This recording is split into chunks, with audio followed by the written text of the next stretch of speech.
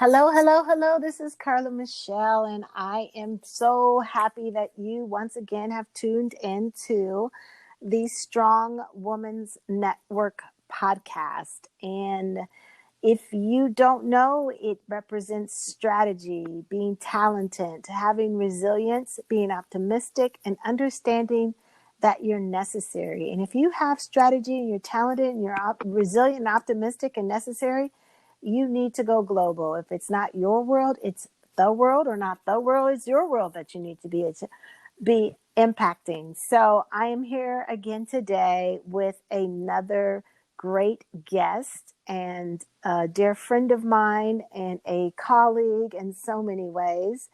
I have with us Loretta Brazil, and she's here. Hey, Loretta. Hey, Carla, what's happening? All things are happening, I tell you. Well, I'm so happy you are able to be here on the podcast. It is such an honor and a privilege to have you here and to talk about attachment. And I can't wait to hear what you have to say about attachment. But before you get started, can you tell the world a little bit about yourself? My name is Loretta Brazil, and I am completing my doctoral educational portion at Pacifica Graduate Institute. I'm ending my 4th year, and I will start internship in the fall for clinical psychology. I am a mother, a grandmother. Mm-hmm. I am retired from civil service. I've been retired now, 4 years? Yeah, a little over 4 years. And I am excited about being here with you today. That's about it.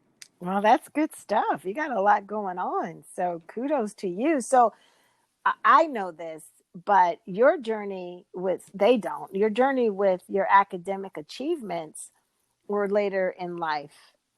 And, what made you just really go for this at your young age? She's referring to me being almost 60. I love it. We'll be 60 the end of the month. And I decided just before, after experiencing a letdown at work, I was working for the city of Los Angeles and had applied for a position as a supervisor in an office where I was already doing the work of a supervisor. And I was not selected because I didn't have a degree. And at that time, I didn't even have an associate's degree, but I had worked my way into this position. So I decided I was going to go to school and I was going to get educated, and that wouldn't be a reason someone would turn me down for a job. So I completed an associate's program in about 7 months and a bachelor's degree in 14 months. These were both online classes at American Intercontinental University. And I decided from there that those were in business, and I wasn't really focused so much on business. I didn't want to stay in a business administration type of position. So I decided I wanted to do something that I'd always wanted to do from being a kid on. So I wanted to go into being a therapist. So I, as you know, Carla, went to Pacific Oaks College in Pasadena and completed my marriage family therapy program there. And while in that program, I decided that I wanted to be the doctor I had always talked about being as a kid.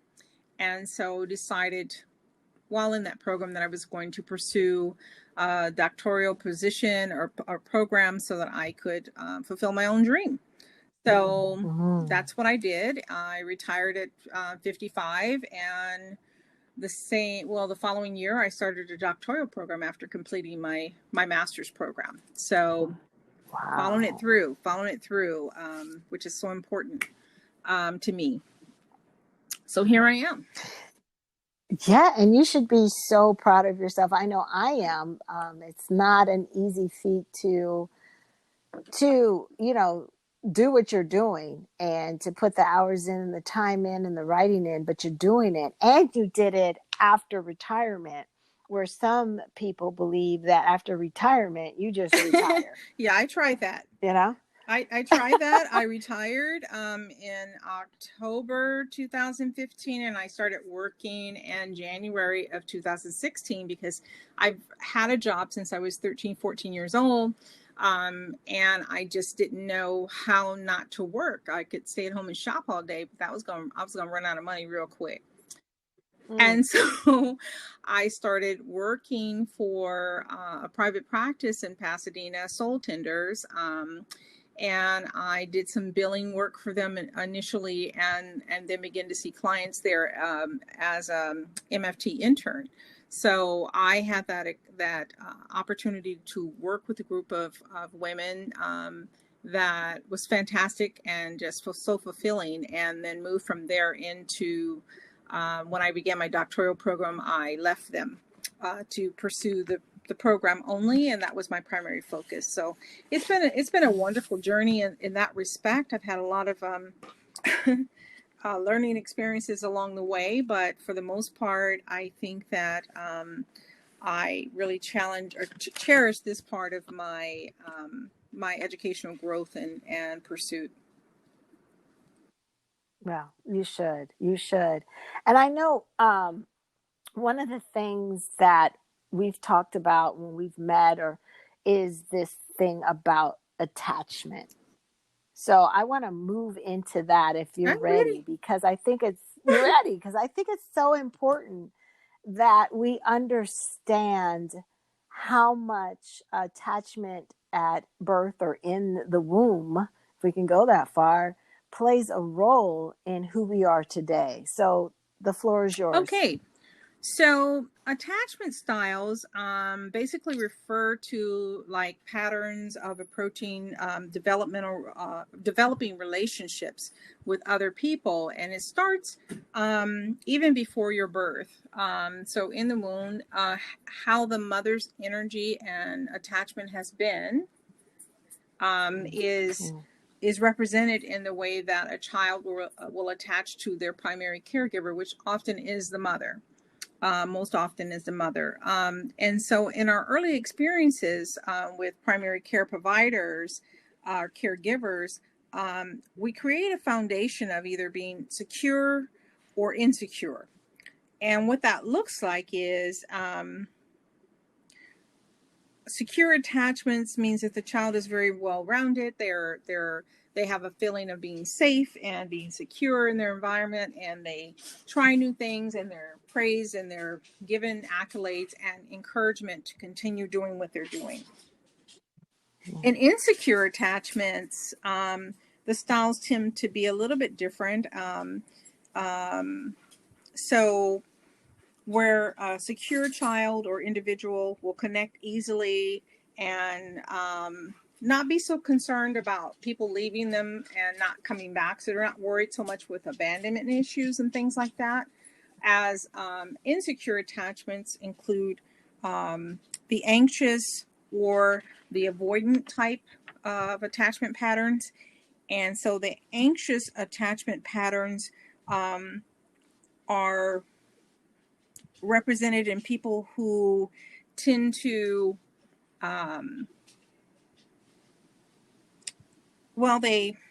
they have a fear. They have more fear. They have commitment issues and later in life. But as children, they're reluctant to try new things, to engage with others on a level of, oh, I'm going to try that too, and the self-development and the self discovery is less. With avoidant personalities or attachment styles, basically what happens is individuals may have issues relating to people at all. So they tend not to form close relationships. They have fewer friends. They stand out as loners. And that's what that looks like as their children. What I'd like to talk about in addition to attachment styles is the way that looks like, what that looks like in relationships. All right. Okay. Okay. So in relationships, you of course have the secure attachment where people are connected. They're not concerned about abandonment of even their partner. They just know that they're trusting and they have confidence that their partner is going to be supportive, and there's a general respect, there's good communication, there's just around overall happiness in the way they work together. So they're very open in relationship, and they're very the relationship is reciprocal if they're in a relationship with another person that also has a secure attachment style. So anxiously attached people are overly concerned that their partner is not necessarily going to be fully committed to them or the relationship, and they have a fear that the partner is going to leave or doesn't love them. And this also looks like jealousy. They're jealous of their partner's interactions with other platonic friends. There is a common practice of using sex to connect and get closer to the partner, if possible. And that can be a problem in itself, because now we're using sex to express all of our emotions in that way. So avoidantly attached individuals may have issues related to intimacy and do not want to become dependent on others. So what that's going to look like is they're a little more standoffish. They have they anticipate the partner's going to leave, so they don't even consider forming long-term relationships. Theirs are more of the they view love and relationships as being temporary. So they don't do anything to help the relationship grow, because it's just going to happen and then it's going to be over. These people have a tendency to have a lower frequency of sexual activity, or they pursue sex for non-romantic reasons. So they don't even bother to form an attachment with the person. They don't care to grow the relationship, to know much about their partners. They rather just have this the sex becomes an act. It's not a part of a relationship. It doesn't require me getting to know you. So individuals with anxious and avoidant attachment patterns tend to experience more breakups and short-term relationships. There's a lot of jealousy as a major factor in the relational issues. With heterosexual men, there's typically they're more concerned with the possibility of their partner becoming physically involved with another person, whereas women, heterosexual women, tend to be jealous about their partners becoming emotionally involved with someone else, because that's where the abandonment issue comes in. So gay men and lesbians tend to have more of concern with emotional infidelity as well, more so than sexual infidelity. But of course, either of these, an emotional infidelity can lead to sexual involvement, or vice versa. So jealousy has a wide range of negative effects. So for anxious and avoidant type attachment styles or patterns, there's a lower level of sexual satisfaction and higher numbers of sexual problems. Like achieving an orgasm can come from that avoidant or anxious attachment pattern. There's higher levels of attachment anxiety associated with lower levels of sexual of safe sex practices. So these are people that are just not going to, well, like the anxious people might have an issue with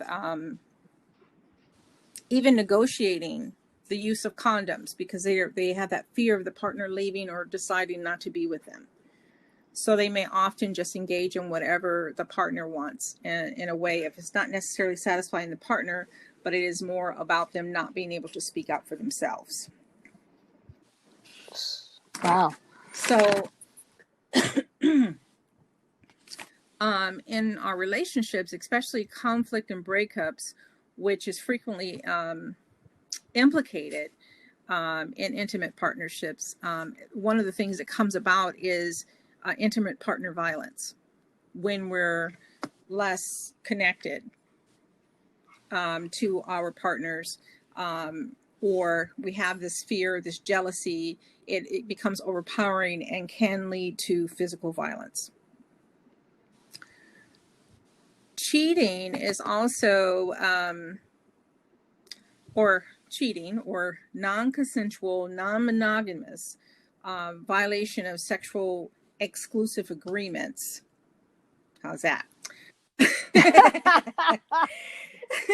I like that. Sounds very smart. A way to say, don't be cheating now. Okay. Otherwise, having to be defined as this may include, intercourse with another person or emotional interactions like sharing secrets, discussing the primary partner's issues, gifting or loaning money, casual interactions, or even hugs. It depends on what someone thinks is cheating. So that has a broad spectrum of things, right? Yes, very broad. And key things to consider with attachment styles and patterns, to be clear on the types of relationships that we enter. Communication in every relationship type is essential in discussing expectations of the relationship, the insecurities that may have happened before in previous relationships, and asking the hard questions about past infidelity, communication styles when it comes to conflict. Ask the questions. Do you throw things, scream, yell, name call? You hit me or harm other people? What have you done in the past? Because I want to know what that's going to look like if we have a disagreement. Definitely. And talk about the sexual pleasures, the do's and don'ts, the willingness to meet the partner's sexual needs. If it's something unreasonable, say that right up front, because it's better to know up front whether this is going to be something that you can even take into a long-term relationship or not. Because those frustrations when people don't communicate also come to fruition through sometimes that intimate partner violence, right? Yeah. Self-development is also a key point in any relationship. So the more we do our own personal growth, we then can shift that insecure attachment style into something that is more flexible, more in line with the secure attachment. Because we're secure in ourselves, we can then be secure with others. But if we're not secure in ourselves, then we're going to always be looking at the other to meet our needs without us meeting our own needs. So true. So insecure attachment styles of one or both of the partners can hinder the natural process of self-exploration. So that looks like, I want to do something, I want to go and meet new people and just engage in some self-fulfilling activities, and my partner has a problem with that because they think I'm looking for someone else. That's what that looks like. So if we don't develop our own new relationships, then that's going to be a problem too, because now we're stagnated and we're just sitting with each other because we can't trust each other out of our sight. So we're always together. That's a problem. So we have to consider these things when we're beginning relationships. Talk about that. What does it look like for you, for me to want to go and just be with my friends without you sometimes, or for us to try new things, whatever that is. Just finding you either do things independently or together, but it should certainly have a component of independent and individual growth in each relationship. So also talking about that,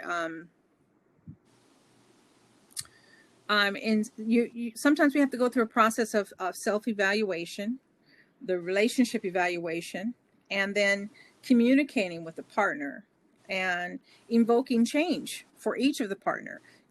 So if I'm doing all these things for me, what are you doing for you? And what does your growth look like? How are you wanting to develop yourself? And how are you going to achieve that? And what can I do to help? Because we can help Can I someone. Yeah. can I ask you? So, I mean, that I love that. Those are great questions. But what do you think you should start having those kind of conversations? Because I think, if we're on our first date, it's probably not a good time. But when do you suggest this starts happening? Well, I think that we can start these types of things. If people are freshly dating, new relationships, you can start these conversations in the very beginning, and probably should start them first date. Some of this is first date conversation, because you're asking simple questions like, so, what are the favorite things you like to do? And you can tell if someone says, I sit at home all the time and watch TV only. I'm not watching documentaries. I'm not learning in the process of sitting here watching TV. I'm just watching, I don't know, whatever, or I'm playing games or something where I don't have to have full mind connection. Then that tells you that person is not doing a lot. And if that's the only thing they do, they're not doing a lot of self-development. Are you exercising or acting or, going out on hikes or whatever it is you want to do? But those are things that tell you that this person is willing to develop themselves. So we don't have these conversations right away, but maybe we should, because the point is getting to know a person. And if you're getting to know a person, or you're already in a long-term relationship, it's not too late to start having conversations. Have you considered this, and what can we try this different? And that can look different for everybody. So everybody has certain needs and different needs, and so they certainly have to be taken in consideration of what that looks like. Because some people don't have the time, but we can make time. In a different way. And it's necessary. And it's necessary that you make the time, because sometimes I think women and men would want a relationship so bad that you don't want to know the bad. You don't want to know the work that needs to be done. You don't want to know the true person that you're interested in, nor do you really want to know yourself, because you said it key, personal development. And that is such a key for yourself to understand. I mean, the stuff that you named for the insecure attachment, I mean, that is big. And to me, when you're saying this, it had me thinking more and more about abusers. And, this is is this the foundation, And even with abusers, their foundation is their initial attachments. And so if I'm attaching to a woman that's being abused, so my mother's being abused by my father, she's going to have an insecure attachment that she passes to me, because as an infant, you absorb that person that's taking care of you to learn how to be in the world. So if you're learning to be anxious in the world, or have this ambivalence about you, then that's pretty much how you're going to develop. You're going to see the world through that skewed view, but that's the only view that you have. And so when you bring into, as a child develops and observes the domestic violence or the intimate partner violence, whatever's going on in the home, and then look at the generational factors that go along with that. Is this happening in grandma's home? Is this happening in auntie's home? So everything that looks that way, and I'm using women, but it happens the other way too. And it happens in same-sex relationships. So it doesn't matter the makeup of the parenting. It does matter to how that's going to affect the child. So the more anxious the primary caregiver is, the more anxious a child would be. The more avoidant a child will be if the caregiver is avoidant. So we take on our role from someone else's style of attachment.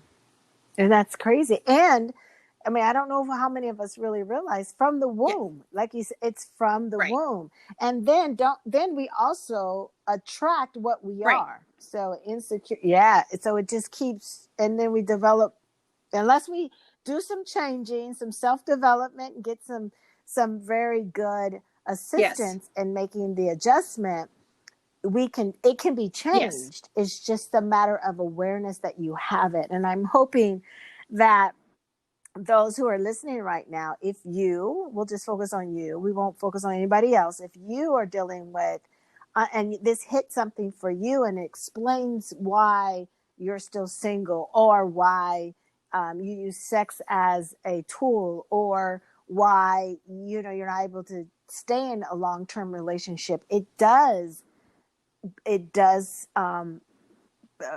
the word? I want to say birth, but it is birth in the room of what you, I was trying to think of another word, but it is that. And so is there anything, we said self-development, and what, can we just kind of narrow it down a little bit? I mean, I know you're not probably ready for this question. Like, what would be some of the action items, or the tools or resources? Is there a book I can read? Is there, I can see a therapist, I can see what can these people do? I mean, is there something that we could give them? Well, those are some of the things that can happen, is if a person wants to change, because the change is going to happen with you first. Even if you're in a relationship with someone, you still have to be the change agent for yourself. And so if you're willing to go into therapy, to develop a better sense of self, to increase your self-esteem, to understand your worth, to displace some of that negative thinking. Some of us are taught from childhood, that we're not worth anything, and in the actions of people around us. If my father takes me everywhere he goes, and every time he's somewhere, he's seeing a different woman, or exposes me to all these different people in his life, how do I then value myself as a female? Wow. Right? So I don't have any value because these women don't have value. And, or it could be the same thing with a woman that talks negatively about the man, the male, the father of her children, and she speaks negatively all the time about him. It tends to cause the child to have some anxiety or some avoidant type things going on in their relationships, because they don't know how to trust that person's going to be better than the father.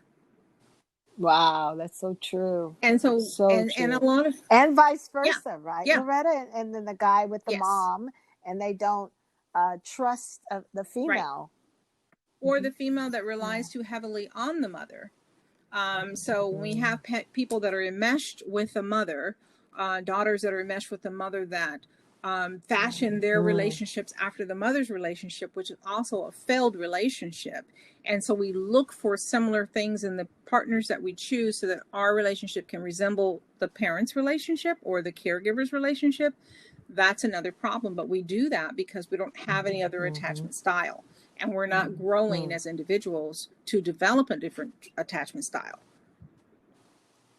So is there a, go ahead. You were going to say, is there a book? Yeah, is there a book? Because,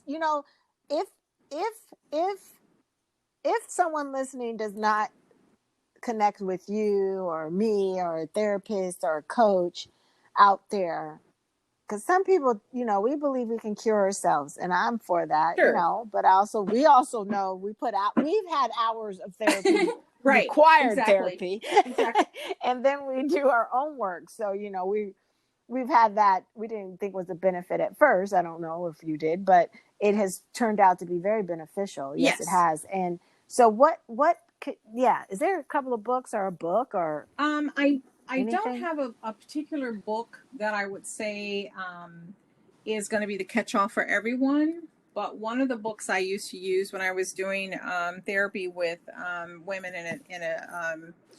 in a shelter for battered women was Getting the Love You Want.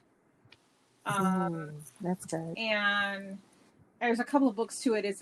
There's a book, and then there's a workbook that goes with that, where they can actually do lessons in the workbook to identify issues. So you go through and you answer the questions, and that tells you if these are areas that you need to help yourself and make changes.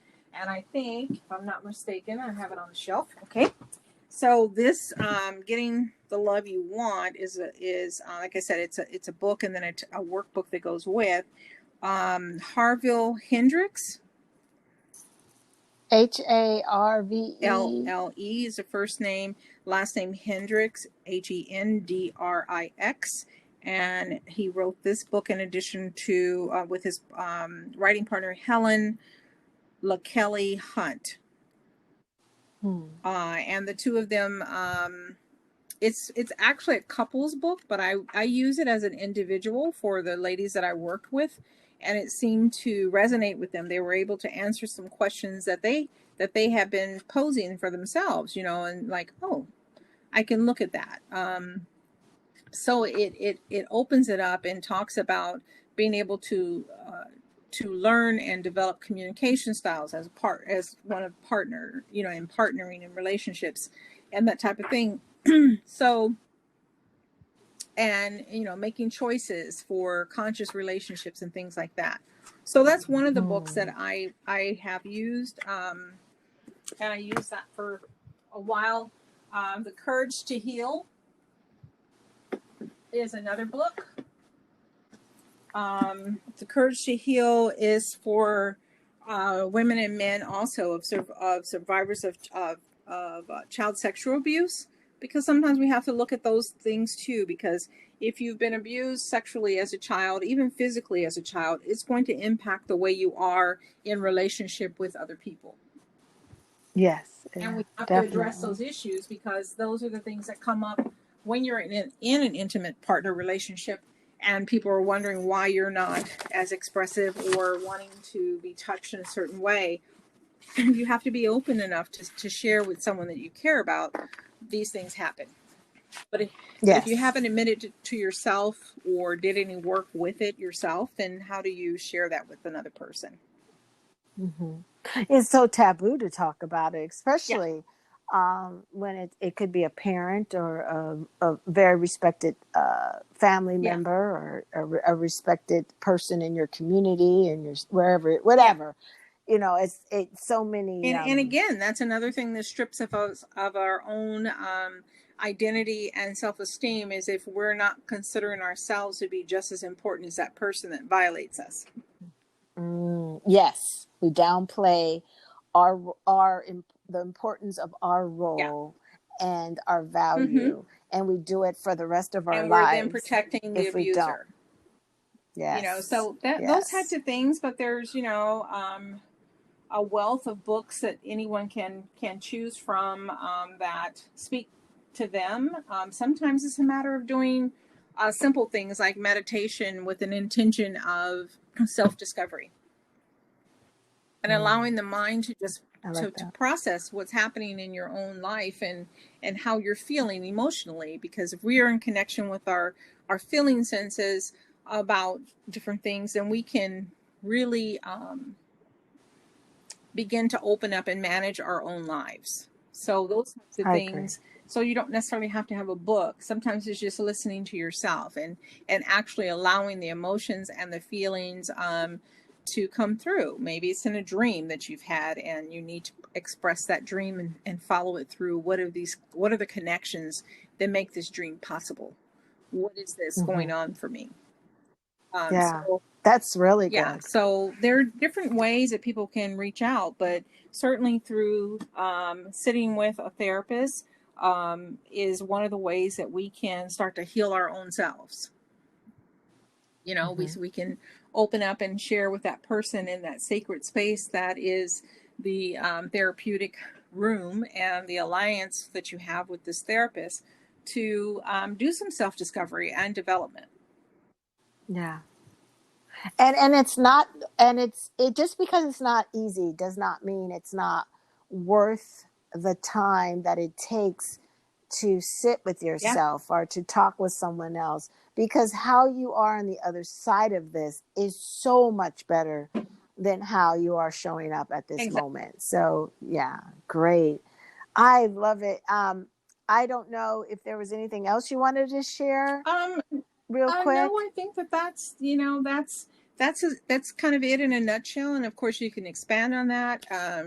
But, you know, and we could talk about it the rest of the day and still not cover everything that has to do with attachment. But I think that what's relevant is people understanding that what we bring into relationships is beyond our outward beauty or the way we dress. It's all about our internal system that has been developed since before birth.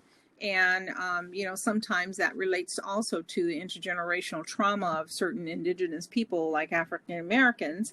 And so that those layers of trauma also relate and show up in the way we engage with each other. Wow. That's the truth. And that answer, and going and digging in that will answer so many questions, so many whys, because people have a lot of why. Why this? Mm-hmm. Why am I that? And why is this? And why is that happening? And that attachment plays such a major role. Thank you. Thank you. So before we kind of sign off, just drop a nugget for us, or wisdom, or your greatest quote, or whatever. Just share some wisdom with us before we sign off here. Okay, one of my favorite things, and I have a little sticker that I made myself and put it on the wall next to my desk. It says, living in choice and accepting the consequences, which includes the modifications and changes. So I have that because sometimes we think that things happen to us, and a lot of things do. But we're in choice on how we internalize that, what's happened, and where we carry it. So, love it. That's what I got for you. Thank you. Thank you. So that was good. Drop that nugget. That's a good one. That is a very good one. I want to know, I don't know, are you on social media? And I know you. I'm really not. I haven't been on social media because I've been so focused the last 4 years on my program. If someone wanted to reach out to you, you want to leave an email, or do you want them to go through me, or how would you like to handle it? You know what? They can go through you at this time, and I will eventually give you an email address. Okay. No, I have an email address as well that I use if someone wants to reach out. Again, I'm not doing therapy at this time, but I will be very soon. So that is something that's coming up for me in the fall. Okay. So my email address is EnergyTemenousBalance at gmail.com. So that's capital E NERGY, capital T EMENOS, capital BALANCE at gmail.com. So energy space balance is what it basically means. So, yeah. Okay. Well, I'll make sure to get that and put it in the episode notes. But I want to thank you, Loretta. Thank you for taking out the time. Thank you for sharing your wisdom and giving us more insight on attachment and the role it plays in our lives. So thank you. You're welcome. Thank you for inviting me, and it's been a pleasure. Oh, yes. We'll do this again, I'm sure. Okay. Take care. Bye-bye, everyone.